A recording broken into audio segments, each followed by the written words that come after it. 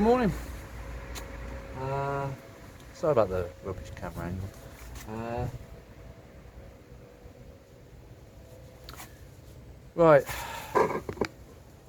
Right, this morning I just want to get a few jobs out of the way.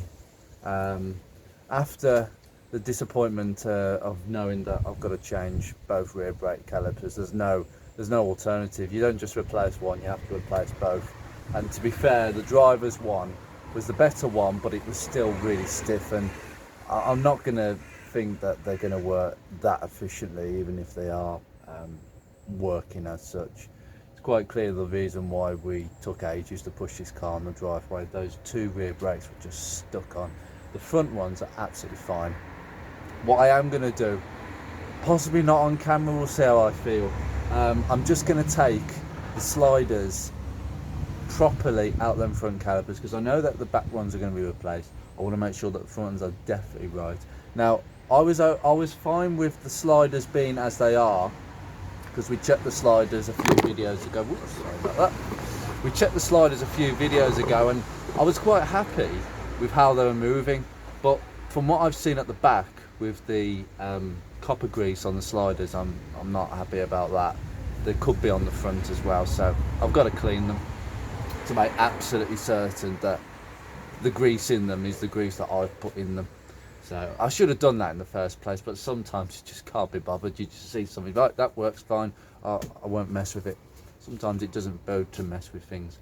Today we are going to put the thermostat back in and bolt the bolts up, and we are going to put the transmission sump pan back on because it's been dripping for far too long. It's over it's a few weeks now. For me, for you it might be a couple of months depending on when I put this video out. As you may have suspected, I am slightly staggering the videos because December, no chance. I'm not gonna have any chance to video, but one, because of the cold, and two, the darkness. It's just not a very good combination. Maybe if I get a chance at the weekend, but right, so better crack on then. Okay, so your thermostat housing is here. This will actually pull out because the water pump is released. You've got 3 bolts that go through from here to here. Once you've put the thermostat in, put the thermostat in where it says top at the top. It's as simple as that. There are no bleed screws on the original thermostats, and I've got a genuine one without the bleed screw. It's not really necessary to have it, it just allows the system to vent air a little bit more easily. Aftermarket ones certainly come with them, but put top at the top. If you've got one with a bleed screw, then have it away from that coolant outlet, somewhere over here where my finger is. So kind of, you've got the outlet here, you've got 1 bolt, 2 bolt, 3 bolt. Have the outlet towards this bolt here, way away from that pipe. It allows it to breathe. And then we're just going to put these 2 bolts back in. Now the torque settings are 9 Newton meters. I will use a torque wrench. 9 Newton meters and 25 Newton meters. Now, as I said to you before, I'm not really bothered about torque settings on certain things, but today thermostat housing, plastic housing, and the transmission sump, you want them all to be equal as well. You want all the bolts to be tightened up equally and not slightly off. Same with this, because it's plastic. The bolts that hold the rail on are 25 Newton meters. Okay, so I've got my thermostat. Now you can see it says top just there. Okay, make sure that goes in at the top at that angle, not that. That's top. That's what you want.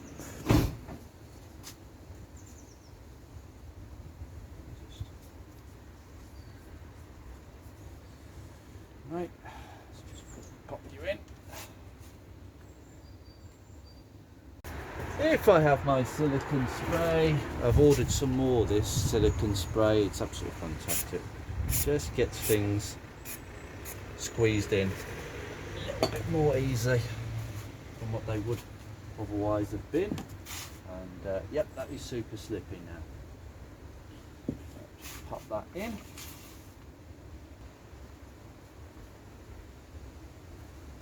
You'll know it's sitting in the right place because in the thermostat housing there's a little piece of plastic and it stops you from turning the thermostat any more above where it says top. So top will be exactly where it needs to be. If it isn't, when you turn it to orientate it, it will just slip out. You can see why this would be a pain if you ever had like the thermostat housing cracked, which can happen, but it's not so common on these cars for some reason. Maybe they're made better. Or thermostat problems. That would be a bit of a ball ache because there's no way you get into this without taking the manifold out. Thermostat housings are such a common item to go wrong. I just don't know why manufacturers just couldn't produce a metal one. But quite frankly, didn't have any issues. Like the good old-fashioned days. Right, that's bolts, and then we can torque this up. Right, this is my US Pro 1/4 inch torque wrench. I am going to need this in the initial stage one of tightening the head bolts. You need one that goes as low as 20 Newton meters. This is quite essential. This one goes to 0, and it has been invaluable for the little technical jobs. There we go, straight away. This one, just an audible click. There we go. What I've also been doing is, you can actually see if I get the light on, I have just given the drive shaft, while I've got access, a bit of a wire brush down. It looked a bit scabby. They don't rust, but they just get a bit scabby, and I've put some silicone seal on the boots and on that side. It's a bit difficult to get to on that other side. I can't really see, but this one I've put some silicone seal, a silicone spray, just to make the boots supple. Even the hose clamp's nice and shiny. How about that? It's just little things that make the car a little bit better day by day. Right, next job, gearbox sump. Right, time to get the bucket out. I must point out that that is a combination of water and CVT fluid. I have been hosing the car down off camera, so don't panic. There's no water in the gearbox, but I can tell that it has been leaking more, which is good. I think that's a couple of weeks worth of fluid, because it has been open that long on the day of this video. Yeah, I think so. Right, let's see if we can get that sump off. This is going to be a mucky job. I'm going to have to clean because I've got my overalls on, but this is going to be quite mucky, so just clean up. Just before we start, obviously this is the original filter. I can't get one at the moment. It does seem to be quite a common issue with anybody who owns a Steptronic or Step Speed 25, 45 or MGF TF. I think Rimmers have got them on back order. See, that's all the fluid that's actually come out of this filter in the last couple of days. I did check it, but it looks okay to me. So I'd rather have filtering properties than none whatsoever. Ideally, that filter has to be changed every time you drop and change the oil, but these things happen. So what I'm going to do, I'm just going to give it a quick once over with a clean cloth with contact cleaner, and we're going to go over the sump because I know for a fact I've been dusting, even with cling film wrapped over the transmission brain.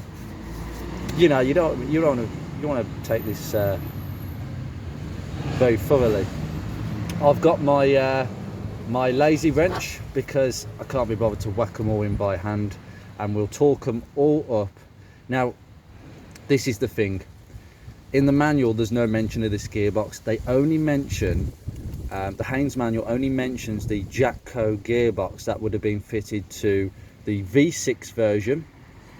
It would have been fitted to the Rover 75 V6 as well, and a couple of other cars. I think the Freelander as well, the Freelander 1.8. It was only ever fitted to the 1.8 on the Freelander, I believe, and on the V6 on the 45, and the same with the 75 V6, and oh no, the 1.8 K series on the V6 75 as well. But there's no mention of actually this gearbox in the manual, which bit frustrating. But I looked at the torque settings for the Jacko gearbox, and it says about 9 to 10 Newton meters for the bolts. I'd say 10 Newton meters and we're good to go. I just want to make sure I'm doing it with a torque wrench, because I want to make sure they're all even. If you do it by hand, no matter how good you are at feeling how a bolt is, how a bolt feels at the end of its thread, you're not going to get it as accurate as that thing. And you don't want one of the bolts being slightly off, then tight, then slightly off, 'cause then the pan's going to not like you for it. So let's clean this up. I'm just going to wipe over that now, and yeah,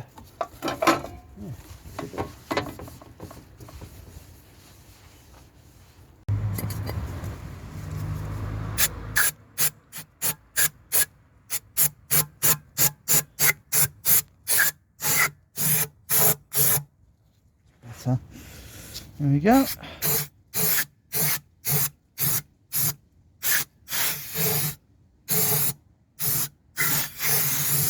Lovely. Done. Thing is with contact cleaner, it's like a rubbing alcohol. It goes off very quickly, so let's just dry it down. Okay, so the filter pops into the back corner where it goes straight through to the oil pump. Difficult one-handed. Push, there we go, and it clicks. There you go. So it sits like that under the transmission. That is now nice and clean, and we'll put the pan on.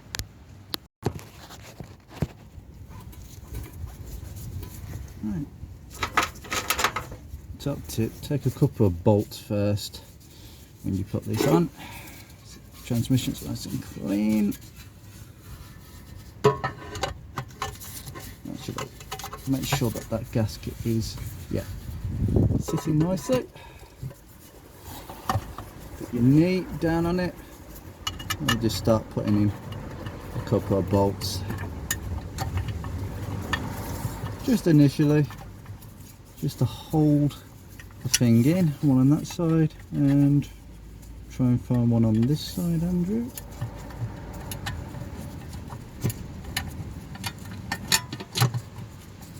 There we go. Seems to be taking quite a while to find that, and it's gone in. Lovely. So we'll just continue to put a load of bolts and put it in. Just all loosely for now, and then let my tool do the work afterwards. I'm now going to just sort of whack these bolts in just a little bit more.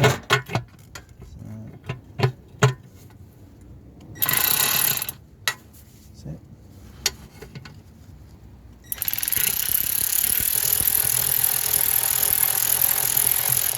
Not all the way, because remember we've got to torque these, so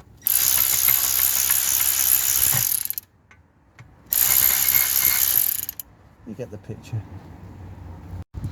And as I said before, torque them down to 10 Newton meters. Go all the way around, no particular order, but just make sure they're nice and even, and you're done. Right, I'm on a roll. That's 2 jobs done this morning. Now the sliders. Do you really want to watch another sliders video? Alright then, fair enough. Yeah, I forgot to say, I think half the job is done for me, because remember that top slider is absolutely gone. So hopefully it should be a case of getting a 13mm, because I've already loosened these pre-hand. Oh yeah, sorry, the whole caliper's loose, because I've got the bolt. It's It's actually down here in my pot. I actually kept it as a, well, technically a spare bolt because we're getting a kit soon. So we'll get the pry bar. Right, using my pry bar, it's actually come off quite nice. So just leave it away and out it comes. Okay, right, you've got this metal shim. I'll just leave that to rest because we haven't got as much of a long brake pipe as the other ones, but I'll show you in a second. Just take the pads out. Yep, that looks okay. Borg and Beck, good brand. I actually have ordered some new pads for the rear brakes, and they're actually genuine Unipart ones, and to be honest with you, every time I've fitted some new old stock Uniparts, they're fine, and these are fine as well. Remember, the one with the wear indicator goes on the inside, and that goes to the rear brakes as well. Okay, right, so we can actually take this carry off by taking 215 more bolts out. Again.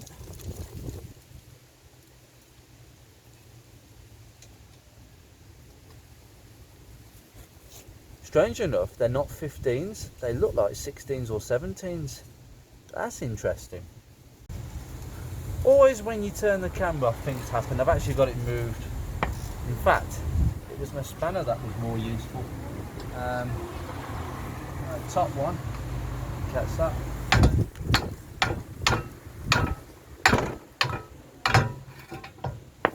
That is vibrating this off of this. Stay where you are, so.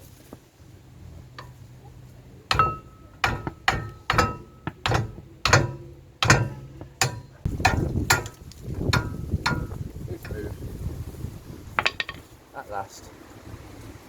Anybody recommend a decent set of gloves? And to be fair, I think these are cheap vinyl ones. I prefer to use nitrile gloves, but even nitrile's not brilliant. Check that out. In terms of the caliper, the seal looks okay. I am not going to disturb that. There is a shim over the piston that you have to take off, but I am not disturbing that today. And to be fair, it's not very far out because the pads are quite fat. As far as I'm concerned with these are good, and this just needs a scrub up. And again, if I just demonstrate, I mean, yeah, they're okay, but that one needs replacing anyway. But these two are going to need a new pair anyway, so I'm just going to scrub it off and keep it off the car. Right, so I'll clean that up.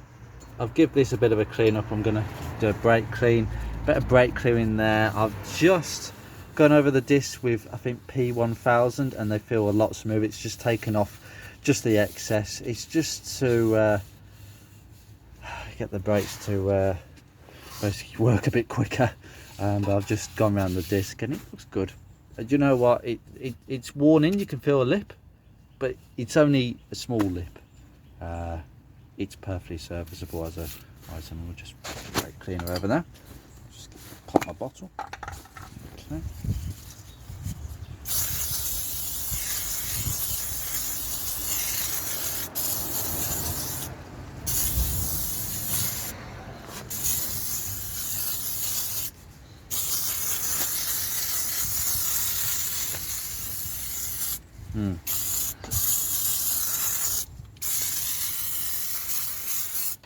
Lovely.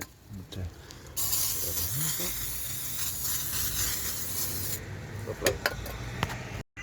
Well, I've just hooked the carrier back on. Now, advisably, when you fit in the pads, because of where they actually sit in the clips, put some copper E's just here on the ears, and then you can just slide them in. And then you literally just get it to sit like that. There you go. Nicely in the clips, nice and flush with the corners, and that's what you want. Same with the other side. Now, because I'm going to have to take the caliper off to fit the new sliders when they come, I'm not going to bother putting ceramic grease, but put some ceramic grease here where the piston contacts the back of the pad. We're just going to hook that piston back on. We're going to put one of the bolts in for the slider, and that's really it, to be honest with you. We'll just have it like that for a while, but that's all nice now. That is that's ready now for the sliders. Now I'm going to repeat the same for the other side, but unless I come across anything, I won't add it to the video because it's getting boring, honestly. Oh, I hope it isn't, but you know, it's just repetitive. Anyway, got a few jobs to do, so yeah, until then, I'll see you soon.